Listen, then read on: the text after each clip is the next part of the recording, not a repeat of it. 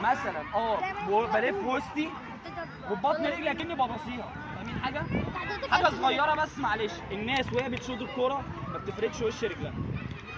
طول ما انا وش رجلي مش مفروض في الكوره كويس، الكوره مش هتلبس فيها. فاهمين حاجه؟ رجليا دي بتكون مشاوره فين؟ ايه؟ ناحيه الايه؟ الجون او المكان اللي انا العب فيه. صدري طبعا بيكون ايه؟ نازل كاتم الكوره شويه. رجليا لما بترجع ورا بتعمل ايه؟ بتديها ايه؟ بتديها قوه. ولازم وانا بشوط برضو لازم تبقى الكوره قدامي بزاويه وتتزق ايه؟ خطوتين لقدام عشان اروح لها انا من القوه، اروح لها من السرعه كده وافرد وش رجلي ما تخافش. ورجلي الشمال ايه؟ ثابته جنب الكوره. صدري بيكتم على الكوره ورجلي ووش رجلي طبعا ايه؟ مفروض. في حاجه صعبه من الكلام ده؟ حاجه صعبه من الكلام ده؟ الكلام ده يا ريت ما يتنسيش. اوكي؟ مين يساعدني؟ ثانيه.